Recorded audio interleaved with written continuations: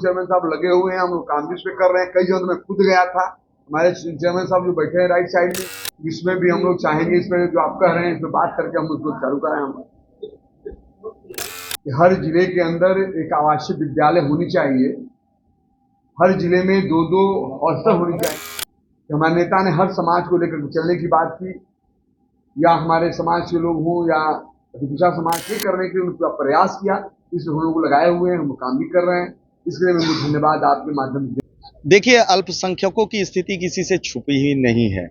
लगातार जो तमाम दल हैं अल्पसंख्यकों के नाम से राजनीति करती है, वोट बैंक साधने में लगती है, लेकिन अभी तक जो अगर कहा जाए तो कोई मूलभूत उनको सुविधाएं नहीं मिल पाई है।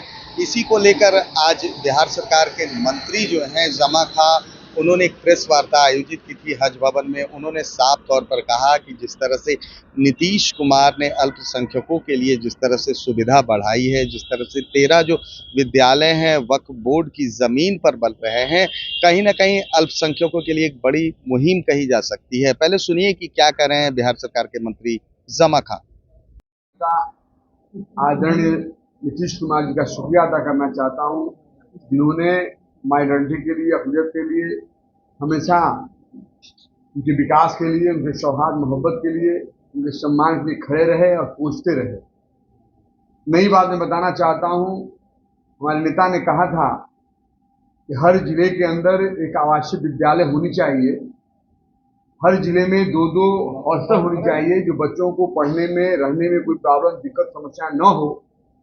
हम लोगों से बातचीत हुई, हमारे बगल में जो दाहिने साइड में बैठे हैं आप जानते होंगे, सुन्नी वक्फ बोर्ड के चेयरमैन, जिन्होंने मेहनत किया, सीओ साहब मेहनत किए, तमाम पदाधिकारी मेहनत करके जमीन निकालने का काम किए। जो आपको जानकारी होगा कि लगभग 4 जगह में काम, 2 जगह काम हो चुका है, 4 जगह में काम लगा हुआ है, बाकी जगहों में जमीन मिल चुकी है, जो काम होने जा रहा है। लेकिन हम लोगों को लगा कि देर हो रही है। हम लोगों ने अपने नेता से, अरविंद कुमार जी से हमने बातचीत किया, हमारे चेयरमैन साहब से हम बातचीत किए। बातचीत करने के बाद हमारे नेता ने कहा कि क्या होना चाहिए, हम की अभी देर हो रही है, अगर संभव हो तो 13 जगह जहां माइनॉरिटी की तादाद ज्यादा हो, वहां पे अगर बनने में देर हो रही हो तो वहां पे हम लोग एक विद्यालय चलाने का काम करें, आवासीय विद्यालय किराए पर लेकर चलाने का काम करें। हमारे नेता ने निर्देशित किया तो तमाम अधिकारियों को, जो आपके सामने कैबिनेट में पास हुआ, सामने आया, जो पदें थी खाली, उस पदों के लिए, रिक्त पदों के लिए हम लोग बात किए, जो उसके भी आपको भी विवरण दिया जाएगा, लेकर दिया गया होगा। पद के लिए भी सारी जो भी नियुक्तियां हैं उसको हम लोग बांटेंगे, देंगे।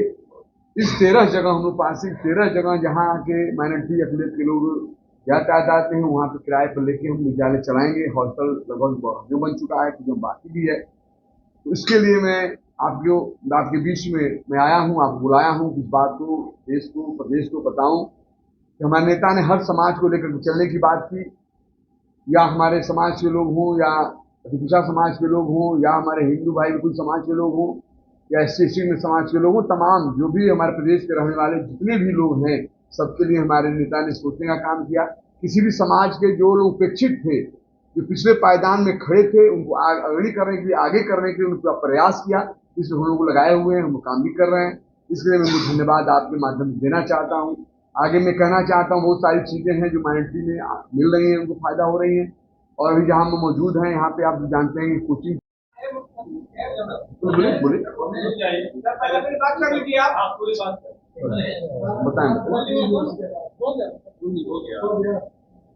मंत्री जी, पहला क्राइटेरिया गाइडलाइन में तो ये था, जो 1 जून 2018 को गजट निकला, बिहार गजट, उसमें पहला क्राइटेरिया है तो सरकार जमीन देगी अक़लियती रिहायशी स्कूल के लिए, और अगर जमीन अवेलेबल नहीं हो पाएगी तब वक्फ बोर्ड का लिया जा सकता है लीज पर 30 साल। जी। तो सरकार जमीन अपने से क्यों नहीं दे रही, जैसा कि Karpoori hostel, Karpoori school, Karpoori residential school के लिए दिया जा रहा है और दलित स्कूल के लिए दिया जा रहा है, माइनॉरिटी के लिए ऐसा प्रोविजन क्यों नहीं है? देखिए, उसी को लेकर हम लोगों ने 13 स्कूल जो नहीं बन पाया था, 13 जगह किराए पर उनको चलाने का काम कर रहे हैं। इस पे भी बैठ कर बात होगी। अगर जमीन नहीं मिलेगा, सही में अगर विवाद होगा, जमीन नहीं मिल पाएगी तो हम उस पर कार्रवाई करेंगे, काम करेंगे। जो वक्फ बोर्ड की जमीन है, जी कई जगह पर खबरें जी। क्या वहाँ जो प्रपोजल था, मॉल बनेंगे, शॉपिंग कॉम्प्लेक्स उसके लिए हम लोग, हमारे चेयरमैन साहब, दोनों चेयरमैन साहब लगे हुए हैं, हम लोग काम भी इस पे कर रहे हैं। कई जगह मैं खुद गया था, हमारे चेयरमैन साहब जो बैठे हैं राइट साइड में, उनको लेकर गए थे, मैं गया भी था। जो अतिक्रमण का मामला है, कई जगह जिलाधिकारी से बात किया हूँ, थाने बात किया हूँ, तो निश्चित तौर पर ये आपका कहना मैं मानता हूँ, कहीं ऐसी मामला हैं, लेकिन हम लोग लगे हैं कि जल्द से जल्द हम लोग कामयाबी मिले और वहाँ पे हम लोग काम को आगे बढ़ाएं। लगातार करने मदरसों की जांच होनी चाहिए, लगता है कि गलत दिखा दी जा रही है कई तरह की। देखिए, उनकी ये नई बात नहीं है, उनको उन लोगों को या उन लोगों को कोई काम तो करना नहीं है, कोई काम कोई मतलब नहीं, आप भी जानते हैं, मैं भी जानता हूँ।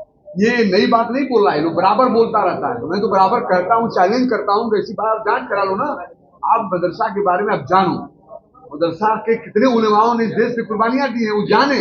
लेकिन वो जो बात बोलते हैं, मुंह से बोलते हैं, इसलिए बोलते हैं कि कहीं न कहीं डाइवर्ट करना चाहते हैं, आपसी भाईचारा बिगाड़ना चाहते हैं, उसी पे वो राजनीति खड़ा होता है। कोई काम से लेना देना नहीं है। जो आप व्यक्ति का नाम ले रहे हैं वो नई बात नहीं है, कई सालों से मैं सुनता हूँ, यही बात बोल बोल के आते रहते हैं। मेरे कहने का मतलब है, मैं उनसे चैलेंज करता हूँ, अगर है ताकत तो मंच पे चढ़ने के बाद काम किया बात करो ना, काम गिना लो, आपने कितना काम किया है। ये सब क्या बात करते हो भाई, दिमाग खराने क्यों बात करते हो। मदरसा मठ क्या मतलब आपसे भाई, ये जो मठ हो या मदरसा हो, अगर सही माने मदरसा सही होगा, उसमें बच्चे निकलते हैं तो देश दुनिया में मरने का काम करते हैं, जो इनका इतिहास रहा है। और गिरिराज जी हो या ऐसे तमाम लोग हैं जो इसी पर उनका राजनीति चलता है, तो उनकी बात मैं नहीं करना चाहता। आपका बजट हमारे नेता करते हैं, जिसके द्वारा हमारे बच्चे यहाँ पे फायदा होता है, बच्चे हमारे कामयाब होते हैं, बच्चे और बच्चियां, उनको रहने की व्यवस्था, खाने की व्यवस्था, हर सुविधा दी जाती है, जो आपको जानकारी है। इसलिए मैं अपने नेता को धन्यवाद देना चाह रहा हूँ। आने वाले दिनों में मैं कहना चाहूँगा अपने समाज से, हमारे समाज के लोगों को समझना पड़ेगा, सोचना पड़ेगा, हमारा नेता कौन है, कौन रहबर है जो हमारी बात को रख रहा है, हमारे बारे में सोच रहा है। सबसे बड़ी चीज हमारे नेता में आदरणीय कुमार जी में, जितने भी लोग हैं बुजुर्ग, जितने भी हर समाज में समय से पैदा हुए महापुरुष लोग, उनकी बातों को लेकर चलने की बात करते हैं। या हमारे हुजूर सल्लल्लाहु अलैहि वसल्लम हो रहे हों, या और तमाम लोग आए हुए हैं, उनको लेकर उस बात को इस प्रदेश में चलाने का उन्होंने काम किया, उनके पद चिन्हों पर चलने का काम किया। सबसे बड़ी चीज है, मैं अपने समाज से कहना चाहता हूँ, जो उन्होंने देश प्रदेश के लिए जो उन्हें धैर्य दिखाया, त्याग दिखाया, जो तपस्या किया, सबको चलने की बात की, बहुत बड़ी चीज है। मैं अपने समाज से कहना चाहता हूँ, दुआ करें ऐसे नेता को और लंबी उम्र हो, ताकि प्रदेश के साथ साथ देश का कमान संभाल कर जिस तरह प्रदेश में विकास किया, सबका सम्मान बढ़ाया, हम सबका सम्मान बढ़ाया, माइनॉरिटी के बारे में सोचने का काम किया। जो हमारे बच्चे शिक्षित नहीं हो पा रहे थे, कमजोर वर्ग हमारा समाज था, उसको उत्थान के लिए, बच्चों को उत्थान के लिए जो व्यवस्था दी है, मैं चाहता हूँ लंबी उम्र इनकी हो। मैं दुआ करवाता हूँ अपने समाज तमाम लोगों से कि बिहार के साथ साथ केंद्र की बागडोर संभालें, ताकि और बिहार के साथ जैसा और भी देश हमारा मजबूत हो। तो आपने साफ तौर पर जमा खा को सुना, वो कहते हुए नजर आ रहे हैं कि नीतीश कुमार ने जिस तरह से जो है अल्पसंख्यकों के विकास के लिए जो नए नए विद्यालयों का निर्माण वक्फ बोर्ड की जमीन पर किया है, कहीं ना कहीं इससे जो छात्र हैं, जिस तरह से शिक्षा दर कहा जाता है कि अल्पसंख्यकों में गिरा हुआ है, वो बढ़ेगा, समाज में उनकी भागीदारी बढ़ेगी। लेकिन सवाल ये है कि क्या राजनीति के नाम पर ही क्या अल्पसंख्यकों को गिनाया जाता है? जब भी इलेक्शन आते हैं तभी उनके बारे में सोचा जाता है। एक और सवाल पर उन्होंने साफ तौर पर कहा है कि जिस तरह से जो वित्तीय वर्ष है 2023-24 में अभी तक अल्पसंख्यक प्रकोष्ठ से मात्र 40% काम हुए हैं, वहीं शेष 60% काम होना बाकी है। 8 महीने में मात्र 40% काम हुए हैं, लेकिन उन्होंने दावा किया है कि जो शेष 60% काम है वो 3 महीनों में पूरा कर लिया जाएगा। अब सवाल ये बनता है कि क्या जो काम 8 महीने में पूरा नहीं हो पाया, क्या वो 3 महीने में 60% काम हो सकता है? ये सवाल हम आप पर छोड़ के जाते हैं कि आप इसका निर्णय लें कि क्या अल्पसंख्यकों का वाकई विकास हो रहा है। फिलहाल अगर आपको हमारी खबर अच्छी लगी हो तो इसे लाइक, शेयर, सब्सक्राइब करना ना भूलें और देखते रहें नेशन सिटी लाइव।